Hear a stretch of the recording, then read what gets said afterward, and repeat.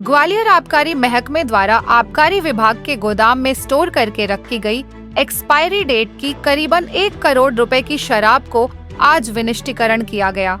सहायक आबकारी आयुक्त राकेश कुमार कुर्मी द्वारा जानकारी देते हुए बताया गया कि विदेशी मदिरा जो कि वेयर हाउस में भंडार करके रखी गई थी और उसकी बिक्री का समय निकलने के कारण इस शराब नष्ट किया गया है, जिसमें 65 पेटी बियर और 32 पेटी विदेशी शराब है। उन्होंने बताया कि मैन्युफैक्चर कंपनी द्वारा बनाई गई शराब को आबकारी विभाग के वेयर हाउस स्टोर में सुरक्षित रखने की सुविधा दी गई है, लेकिन निश्चित समय में रिटेलर को इसको बेचना होता है और जब समय अवधि में यह शराब नहीं बेची गई तो फिर इसको नष्ट किया गया है, जिसमें नष्ट की गई बियर करीबन 6 माह पुरानी है और 32 पेटी इंग्लिश शराब भी इसमें शामिल है, जिसकी कीमत 1 करोड़ रुपए के आसपास है। जी, एक्चुअली उपायुक्त आबकारी संभागीय गुणदस्ता ग्वालियर प्रमोद झा सर के आदेश से गठित समिति द्वारा आज शराब नष्टीकरण की कार्रवाई की गई।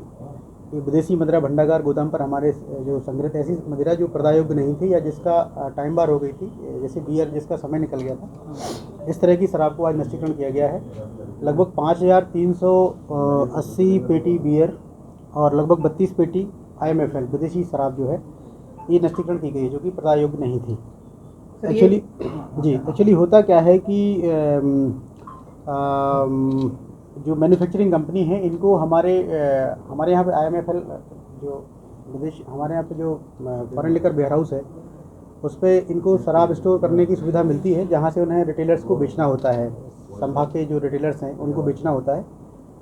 कभी कभी रिटेलर्स अपना जो लेवल है वो नहीं बेच पाते, ऐसी स्थिति में वो एक्सपायर, जैसे बियर है तो 6 माह में उसको बेचना होता है।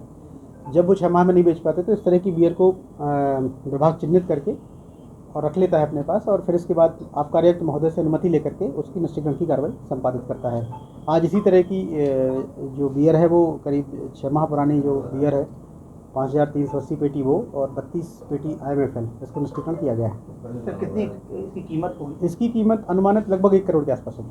सर ये जो शराब आपने इसका नष्टीकरण किया है, ये जो 75 मार्केट में है, क्या ये पकड़ी गई शराब है या जो मैन्युफैक्चर द्वारा है जो नहीं, जिसका डेट निकल गई थी वो जी, शराब? मैंने आपको पहले ही बताया कि ये मैन्युफैक्चर की शराब है जो हमारे यहाँ पे फॉरेन लिकर वेयर हाउस में संग्रहित थी, जैसे कि उसको रिटेलर्स को बेचना था, जो नहीं बिक पाने के कारण निर्धारित समय में मतलब डेट निकल गई थी। जी। ये कोई पकड़ी गई शराब नहीं है वो नहीं।